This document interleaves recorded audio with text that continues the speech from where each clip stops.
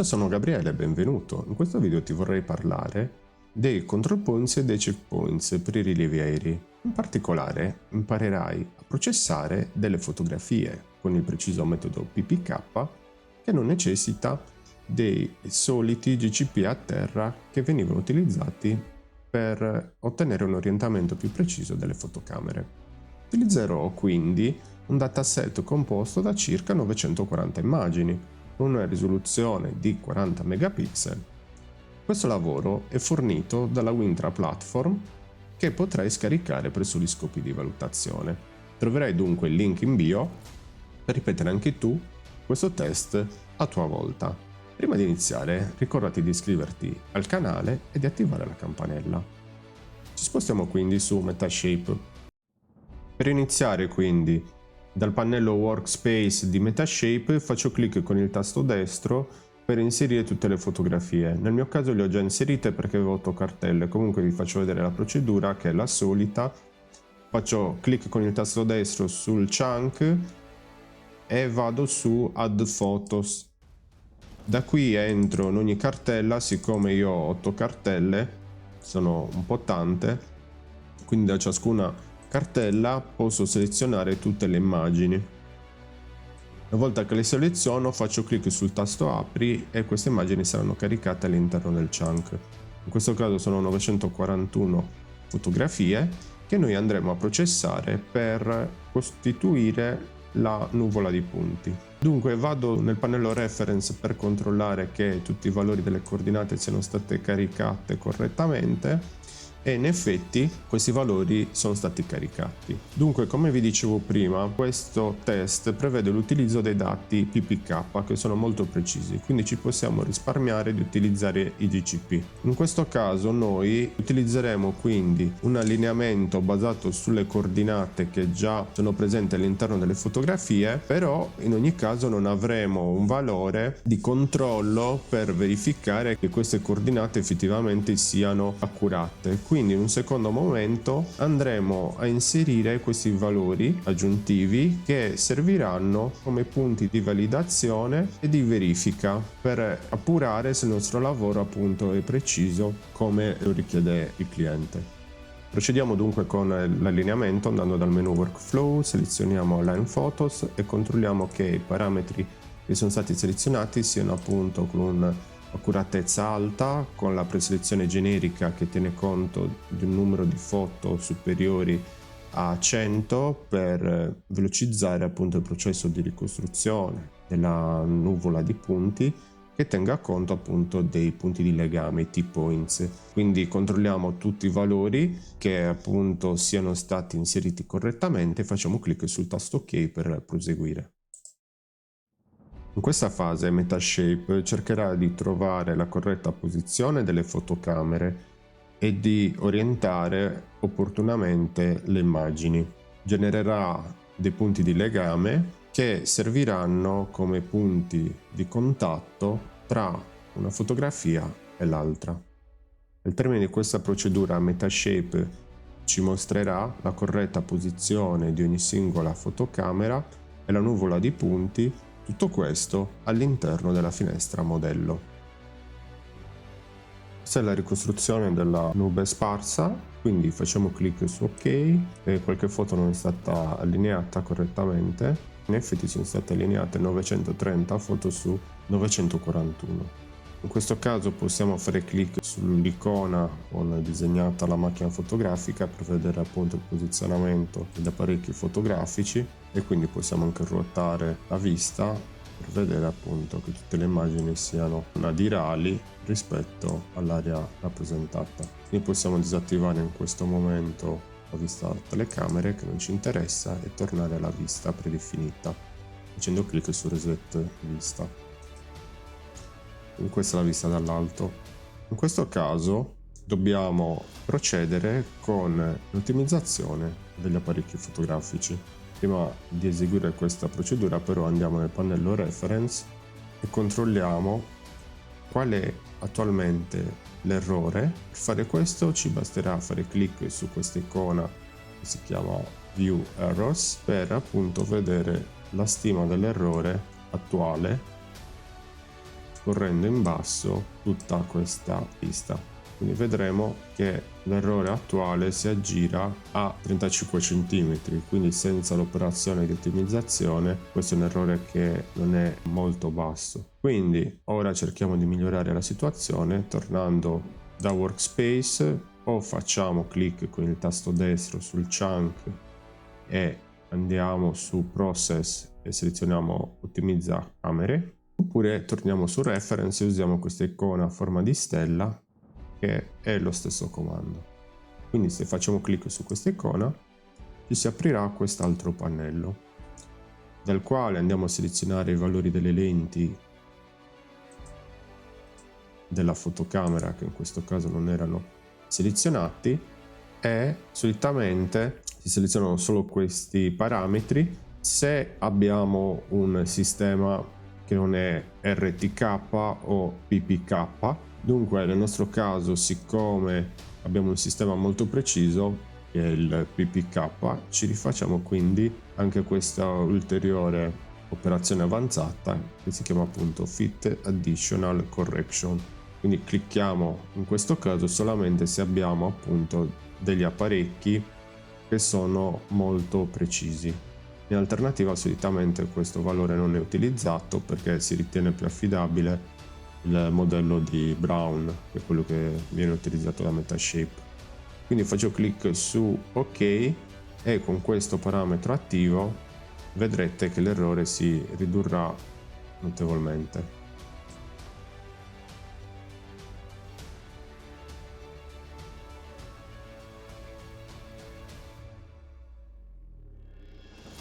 Il processo di ottimizzazione ha avuto termine. Dunque possiamo ricontrollare, come vedete qua sotto i valori sono cambiati. Dunque se vado nell'errore siamo passati da 35 cm come vedete a 2 cm,8 cm. Quindi come sapevamo il nostro apparecchio è davvero molto preciso. Dunque in questo caso ci affidiamo naturalmente al nostro apparecchio per migliorare la situazione. In altri casi, invece, vengono usati come punti d'appoggio i Ground Control Points, i GCP. Quindi solitamente è consigliabile deselezionare questi flag che vedete qua sulla sinistra di ogni foto e lasciare attivi solamente i GCP che saranno presenti all'interno del pannello markers. Questo non è il nostro caso, però ve lo dico comunque per informazione.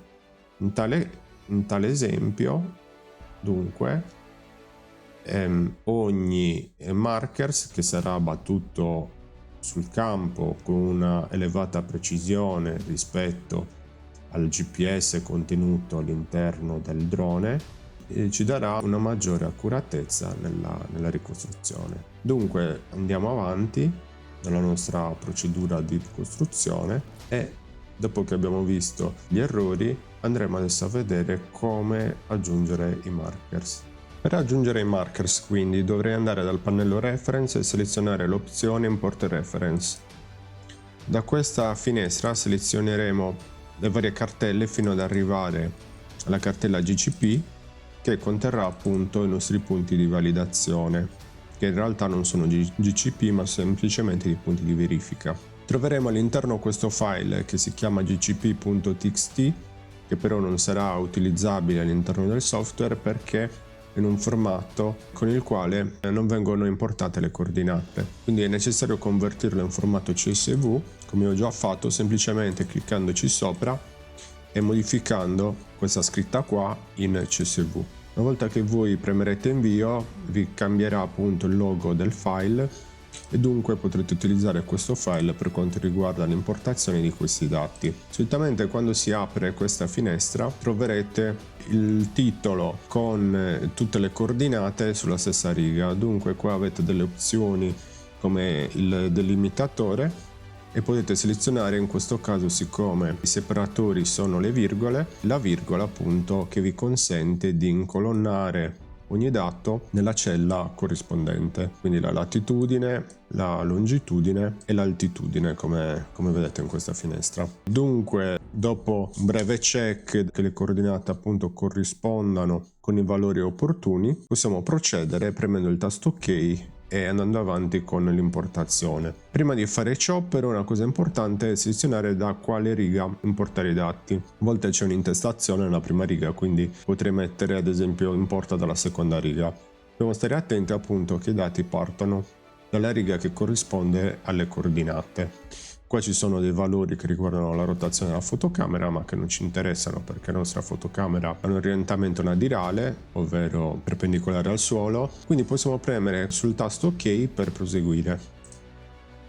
A questo punto Metashape mi chiederà se voglio inserire un marker per ogni punto che sto creando, con i nomi diciamo delle etichette. Io dico che va bene, crea nuovi marker per ognuna di quelle etichette. Vedrò nella schermata che sono stati creati appunto dei nuovi marker sparsi un po' per tutto il territorio. Se io impostassi appunto da questa finestra, da questa schermata, l'opzione View Source, vedo appunto le coordinate longitudine, latitudine e altitudine, che sono le coordinate appunto che utilizzerò per quanto riguarda i nostri marker di riferimento. Possiamo ora selezionare in particolare una fotografia per vedere appunto eventualmente come si interagisca appunto con questi markers. Ad esempio potrei selezionare questa fotografia. All'interno di questa foto posso notare anzitutto una cosa molto particolare, il colore di questa bandierina. La bandierina che è un colore bianco. Un colore bianco significa che non viene utilizzata per quanto riguarda il miglioramento del modello, perché questa bandierina rappresenta una sorta di suggerimento che ci dà il software, sul quale però non ha molta confidenza. Dunque solitamente le bandierine vengono classificate con diversi colori. Il software, quelle che riconosce automaticamente, le contrassegna con un colore blu. Quelle che non considera però suggerisce hanno un colore bianco. E poi ci sono le verdi, che sono quelle che l'utente sistema, e quindi quelle inserite manualmente. Come vedete io adesso ho cliccato sul pallino della bandierina e trascinandola questa bandierina ha cambiato colore, è diventata verde, quindi è diventato in qualche modo un punto affidabile. Se volessi agire su questa bandierina tenendo questa visuale, posso andare col mouse sopra il pallino, fare clic con il tasto destro e quindi premere su Filter Photos by Marker, quindi seleziono esattamente tutte le fotografie dove è presente il mio marker e posso andare ad aggiustarlo all'interno di ogni fotografia. Una scorciatoia interessante è quella di premere il tasto Page verso giù per passare da una foto all'altra e quindi sistemare i vari markers nella posizione corretta e quindi confermare in qualche modo l'effettiva considerazione di questi punti che altrimenti non sarebbero stati valutati dal software. Ora abbiamo esattamente posizionato ogni marker e dunque possiamo procedere con un piccolo richiamo a quello che è l'utilizzo del comando di markers. Ad esempio, se io clicco su un punto qualunque con il tasto destro, faccio add marker, posso creare un nuovo marker. Se vado su place marker posso associare ad un punto la posizione di un marker che ho già inserito in altre fotografie, oppure può capitare che io trasporti per sbaglio questo marker e lo voglia far ritornare nella posizione di partenza. Allora basta che vado sopra il punto, faccio clic con il tasto destro e quindi faccio clic poi su Unpin Marker. Questa opzione in qualche modo riposizionerà il marker nel punto di partenza, quindi noi poi andremo ad aggiustare questi marker in maniera tale da farli effettivamente combaciare. Stessa procedura poi la dovreste ripetere per ogni punto e come vedete, avendolo sistemato, mi dà già un valore di errore e il numero di proiezioni. Sul numero di proiezioni noi possiamo fare un'opportuna considerazione. Infatti solitamente i punti di verifica, come anche i GCP, vengono considerati solidi se si vedono almeno in 2 fotografie differenti. Qua questi punti vengono effettivamente riconosciuti in 8 foto diverse, quindi è un punto da ritenersi abbastanza consistente. Possiamo quindi poi ripetere questa operazione per ogni singolo punto di verifica, quindi posso fare clic con il tasto destro, ad esempio punto di verifica 5, poi selezionare sempre filtra le foto tramite questi markers.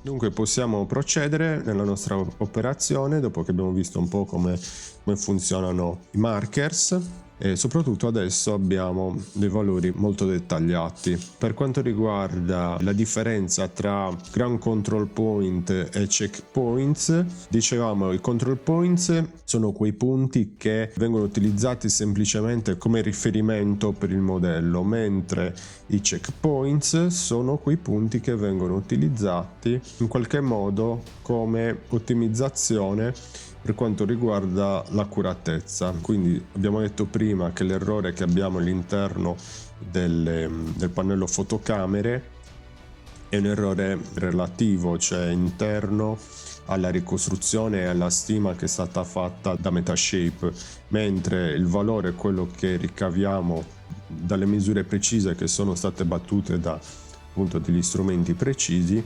Questo è un errore assoluto. Quindi utilizzando uno di questi punti di verifica, ad esempio il 9 come checkpoint, noi lo utilizzeremo come metro di paragone tra il valore ottenuto dalla stima delle fotografie e il valore appunto reale.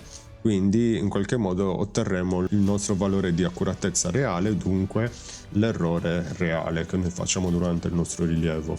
Questo valore ci servirà in particolare quando ci interfacceremo col nostro committente per dirgli appunto di quanto sarà l'accuratezza del nostro rilievo. Dicevamo, se ad esempio io per quanto riguarda le fotocamere andassi nel pannello View Errors, che ci mostra appunto l'errore attuale che è di 2,8 cm, in qualche modo utilizzando il punto di verifica 9 come checkpoints vado a deselezionarlo da queste caselle, da questi checkbox che stanno a fianco, e quindi in automatico Metashape capirà che il punto 9 è un punto contrassegnato come checkpoint. Il passaggio successivo è quello di fare clic sul tasto update per vedere come le foto cambieranno appunto il loro errore, usando come validazione dell'accuratezza il punto 9. Quindi procediamo cliccando sul tasto update transform.